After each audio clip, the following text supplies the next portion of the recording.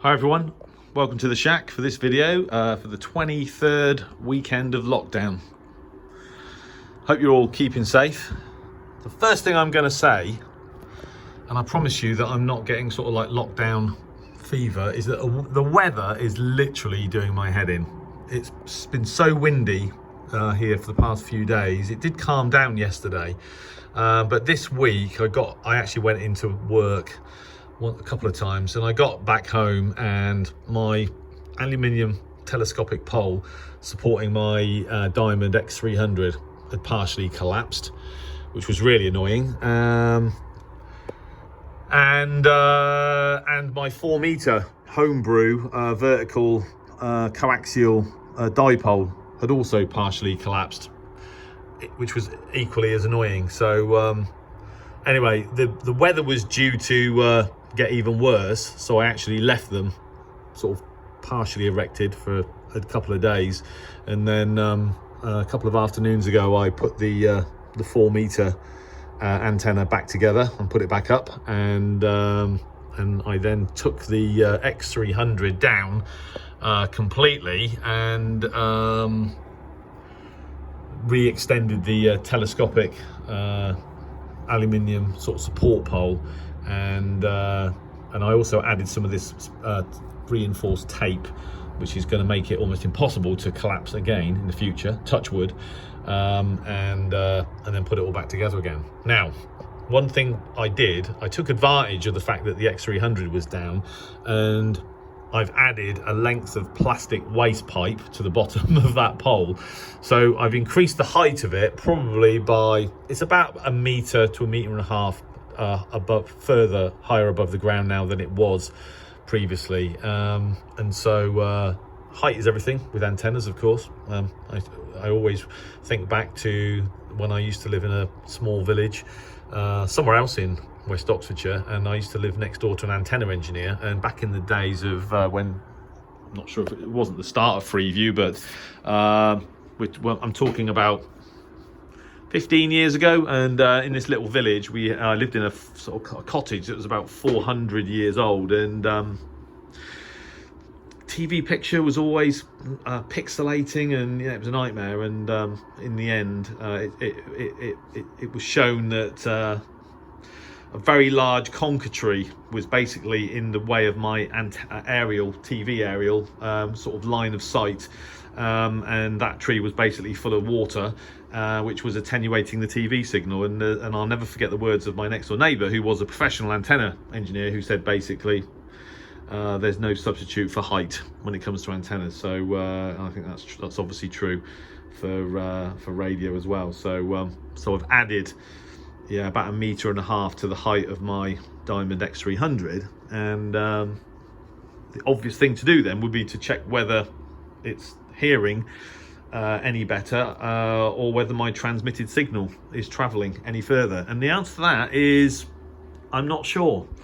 I've been running FT8 today, and with the increased height, I'm not seeing anything very significant on my computer here on PSK Reporter. This station here in Cork, and I haven't got my glasses on, but I'm pretty sure it's Echo India 3 Kilo Delta. I'm decoded by that station quite a lot, and there's another station nearby. So I'm getting to Southern Ireland, Isle of Man here, GD3YEO. I've been decoded by that station before previously, and then down onto the continent, but there we go, just in northern France, close to the Belgian border. There's a station near Calais. One of these decodes me all the time, but I'm not getting into Scandinavia today. Not getting into Denmark, and I'm not getting into northern France, down into sort of St Malo area, Brittany, which I have done in the past. So right now, obviously at the end of the day, it's too early to tell, because conditions of propagation are such that you have to wait a while. What is for certain is that increasing the height of this antenna will not make matters worse. It will only make matters better. So I don't really, I was just about to say I don't have anyone to talk to on 2 meters, but actually I do. My friend, M0UHF, Jeff, he monitors the 2 meters and 4 meters calling frequencies sort of most days. So if I do want to speak to him, I can call him up. Sometimes I do. In fact, we had a Zoom conversation earlier, and then I actually got him to check my signal on 4 meters because I hadn't actually tested my homebrew antenna that I put back up again a couple of days ago. So we did that, and he could hear me no problem. That's actually something else that I'm going to be doing this weekend. Is I'm going to I am monitoring the calling channel on 4 meters, which is 70.45. 70.45 megahertz.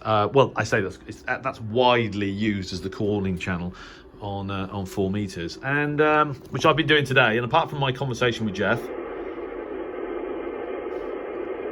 I haven't heard anything. Now,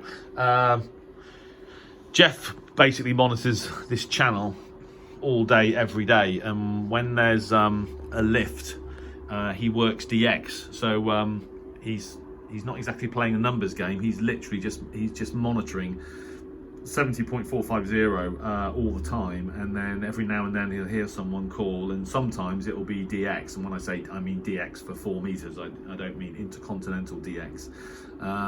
And he's been quite successful at that, actually.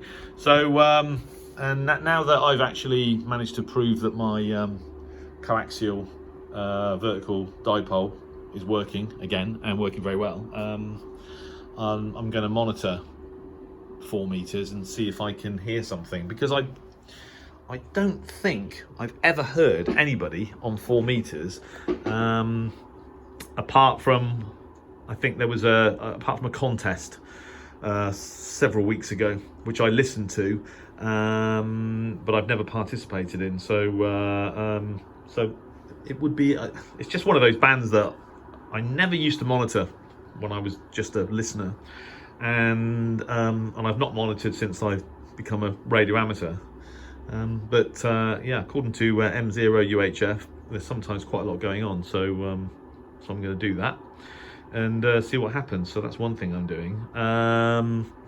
What else do we have? So what else we have? Right, yes, that is one of my Wellbrook loops. In fact, that is the original loop that I bought about 4 or 5 years ago, and I lent that antenna to another member of the club, M0KP, and the reason for that is because before I got onto top band on our Friday night skeds, I used to listen and to give the guys signal reports, and so I would listen on my G5RV, but I would also listen using the Wellbrook Loop with another receiver, and so I would give them 2 signal reports, one on my G5RV and one on the Wellbrook Loop. And what they found was that, well, what I found was that the signal reports on the loop, on the mag loop, were always better than on my G5RV. Now you might argue, well, yeah, that's fair enough, they're on top band, and etc, etc. But it's funny, really, because people that are only into ham radio amateurs, they understand mag loops, but they don't have an appreciation for this particular model, the Wellbrook Loop. Most of the guys that I know at Harwell ARS didn't even know really what it was, other than they didn't realise that it was actively amplified. They didn't realise it was broadband. Some of them thought you might have to tune it, and that's fair enough.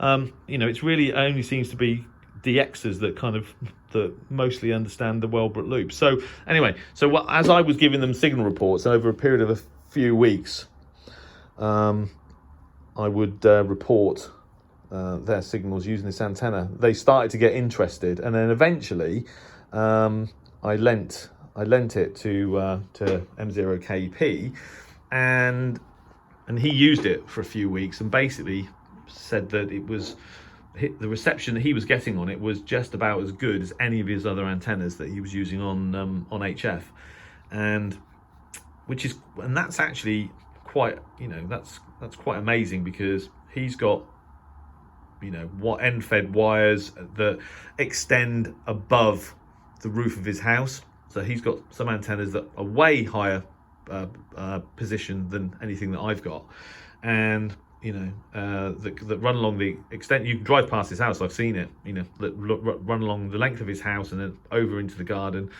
You can see it from the road, and he was literally amazed that the Wellbrook Loop was receiving as well as his other large antennas, but he was amazed because he was thinking about it as a kind of function of performance over space.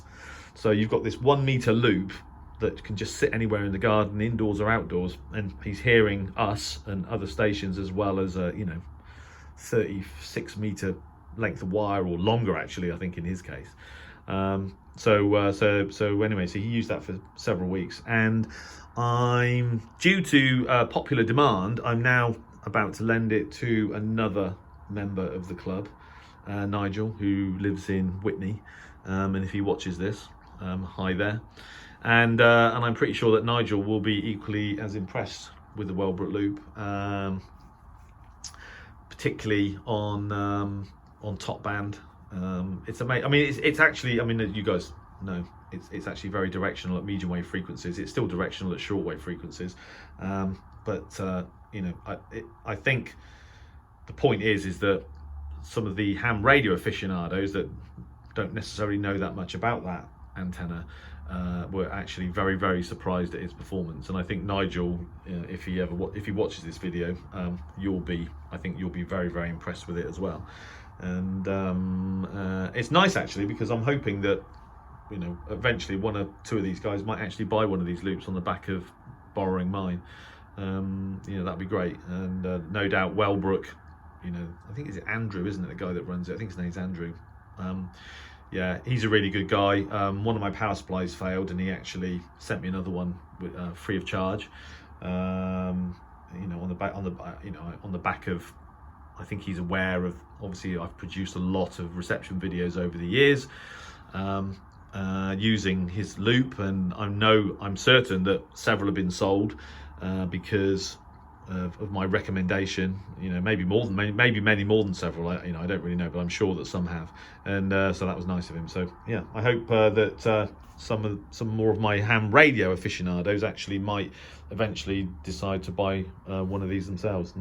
I mean, they are quite a lot of money, but if ever you were going to buy an antenna that was worth the money, it's a Wellbrook Loop. The same applies to the Bonito Mega Loop FX, an equally brilliant antenna, particularly for traveling. I just think that it's the old adage that the antenna is probably more important than the radio, and I think that's true. If you plug a £3,000 radio into a bad antenna, you won't hear very much, whereas if you plug a £100 radio into a Wellbrook Loop, you're going to hear a lot. And I know if you plug a £60 radio into Wellbrook Loop, you're going to hear a lot, and as you guys know, I've done that. So this weekend I'm going to lend that to Nigel, and I hope he enjoys it. The other thing I've been doing, actually, obviously the horrendous situation with the hurricane off the coast of Louisiana and Texas. There's a thing called Hurricane Hurricane Watch? Or Hurricane Watch Net. I've printed it out here, and I've been trying to monitor their frequencies, 14.325 and 7.268, and I've managed to copy them, but only very, very weakly. And these are basically two frequencies where current status of the hurricane, etc., is broadcast over shortwave. So I've been trying to listen to that. I'm tuned in now, actually, but I don't actually know whether they're still transmitting or not. I can't hear anything at the moment, but that's something else that I've been doing, and I will continue to do this weekend. Situation. Actually, there's a guy that works for me in Houston, in Texas. We've got a subsidiary company, electronics company basically, in Houston, and there's about 10 of them, and he emailed me yesterday to say that the Texas, the Houston area at least, had been kind of spared the worst of the hurricane, which was good news for him. Good to know that he was safe, but obviously it's been terrible in off the coast of Louisiana, etc. So again, in times of trouble, in natural disaster, radio, this kind of technology that's over 100 years old, 120 years old, whatever it is, is still relevant today, and particularly in times of trouble, but whether be it political or natural disaster, it always seems to come back to radio in the end. So and that Hurricane WatchNet on Shortwave is a very, very good example of that. So brilliant idea, and I hope that that the listeners of that in the areas that are affected have found it useful. I'm sure they have. So then finally, coming on to my studying. So I'm still studying. I'm still working through the full license manual. I'm still on the basic section 4 basic circuits, but I've got as far as capacitors and inductance with alternating current. So where am I now? Page 26. It's hard going, some of it, and some of it's hard in terms of sort of difficult to learn, I'm finding. Some of it's just hard going because there's a lot to remember. So there's it's quite a tough combination actually. There is a lot to remember, and some of it is easy, some of it's quite difficult. So one thing that I did print this week that I'm going to read this weekend is the reference data that you use for the full level examination. So when you do the multiple choice for the full license, you get a kind of booklet which has got data that you can refer to. So it's got various sections of the license conditions, which will make excellent bedtime reading, I'm sure. There we go. This might actually be all of or nearly all of the license. There's notes to the license, so an addendum effectively to the license, and then there's the full license parameters, so how much power you can use across the bands. Notes to that schedule, quite a lot of notes to that schedule. This is what I mean about there being quite a lot to, well, you don't have to remember this thankfully, but additional restrictions which apply to unattended operation of beacons, for example. So there you go. And then for examination use only, band plan stuff, formula sheet. So these are the formulas that you can use when answering questions. It doesn't actually tell you what they are, so you've got to kind of remember which formula you need to use to answer a specific question, but you don't have to but what you don't have to do is remember it completely. You just kind of have to know that 1 over RT, what resistance total is 1 over R1 plus 1 over R2, blah blah blah blah, for obviously resistors in parallel. And so that's actually quite useful, because if you had to actually remember that, it would be even more. And like I said, there's enough to learn for the full license examination as it is, let alone having to remember verbatim all of the equations that you need to use. So there you go. This is it for me. Another weekend has gone by, or another week has gone by. Another weekend, another at home, at least for some of it, and lots to do on the radio. One other thing that I'm thinking about doing is I might boot up the ELAD FTM Duo, and I sort of fancied doing it as the kind of nights are drawing in a bit more now. I might try my luck in some transatlantic medium wave DXing by recording the medium wave band on the ELAD and give that a whirl. I haven't done that for quite a while actually, several months at least, so I might give that a go. But otherwise, enough to keep me busy anyway. So there you go. So there you go. This is it. That's the end of this video. Hope you're all keeping safe. Have a great weekend. I wish you good DX if you're listening to the radio or you're operating the radio, and I hope you enjoyed this video. Like I said, I shall carry on doing them. They still seem quite popular, and just everybody be safe, and I'll no doubt talk to some of you via the comments on the on Oxford Shortwave Vlog YouTube channel soon. So take care, everybody. 73.